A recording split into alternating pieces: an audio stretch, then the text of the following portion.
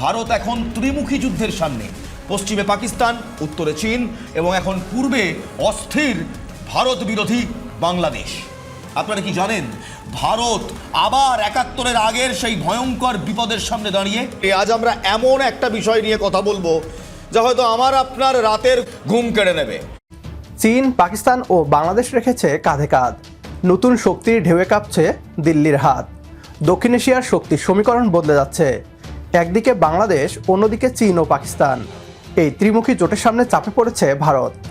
গত কয়েক বছরে বাংলাদেশ শুধু অর্থনীতিতে নয়, সামরিক ও কূটনৈতিক দিক থেকেও বিশাল পরিবর্তনের মধ্য দিয়ে যাচ্ছে। চীনের সঙ্গে বাংলাদেশের কৌশলগত সম্পর্ক এখন আর গোপন কিছু নয়। আধুনিক যুদ্ধজাহাজ ও সাবমেরিন, এমনকি মিসাইল প্রযুক্তি, সব ক্ষেত্রেই চীনের সহযোগিতা পেয়েছে বাংলাদেশ। অন্যদিকে পাকিস্তান, ভারতের চিরপ্রতিদ্বন্দ্বী এই দেশটি জুলাই বিপ্লবের পর আবারও বাংলাদেশের সাথে ঘনিষ্ঠ হচ্ছে। সামরিক প্রশিক্ষণ, গোয়েন্দা সহযোগিতা এবং কূটনৈতিক সমর্থনের মাধ্যমে একটি নতুন সমন্বয় গড়ে উঠছে। পাকিস্তান, চীন ও বাংলাদেশের নতুন জোট নিয়ে কতটা ভয় আছে ভারত, আসুন তা দেখে আসি পশ্চিমবাংলার মিডিয়ার একটি ভিডিও থেকে।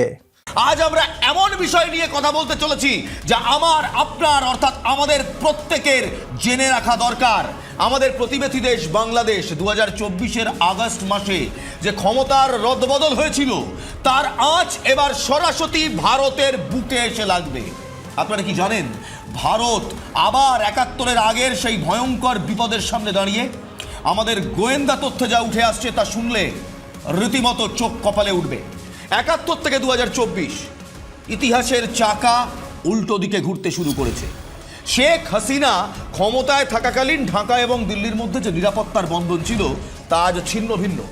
গোয়েন্দা রিপোর্ট বলছে বাংলাদেশের বর্তমান অন্তর্বর্তী সরকারের আমলে পাকিস্তানের কুখ্যাত গোয়েন্দা সংস্থা আইএসআই আবার সেখানে জাঁকিয়ে বসেছে। ভারতকে যুদ্ধের হুমকি পাকিস্তানি নেতার। বাংলাদেশে নাক গলালে ভারতকে যুদ্ধের হুমকি দিচ্ছেন সেই নেতা। যুদ্ধের হুমকি দেওয়া নেতার নাম কামরান সঈদ ইসমানি, পাকিস্তানের মুসলিম লীগের নেতা। তিনি আবার যে প্রেস কনফারেন্স করছে সেই মিস কনফারেন্সের ঠিক পেছনে একদিকে পাকিস্তানের পতাকা, একদিকে বাংলাদেশের পতাকা। কেন?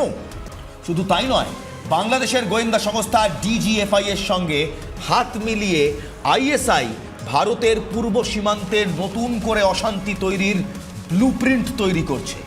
আইএসআই এর লক্ষ্য খুব পরিষ্কার, ভারতের চিকেন স্নেক বা শিলিগুড়ি করিডোরকে অশান্ত করা এবং আমাদের দেশের অন্দরে জঙ্গি কার্যকলাপের জন্য ঢাকাকে সেফ প্যাসেজ বা নিরাপদ করিডোর হিসেবে ব্যবহার করা। চিন্তার কারণ আরও গভীর। ইউনূস সরকারের আমলে পাকিস্তানি নাগরিকদের ওপর থেকে নিরাপত্তা কড়াকড়ি তুলে নেওয়া হয়েছে।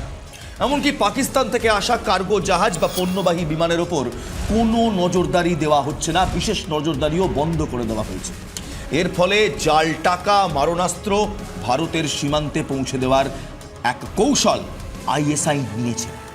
বাংলাদেশের বন্দর দিয়ে কি এবার সরাসরি করাচি থেকে অস্ত্র, আরডিএক্স ভারতের গ্রামেগঞ্জে ঢোকার পরিকল্পনা করাচ্ছে আইএসআই?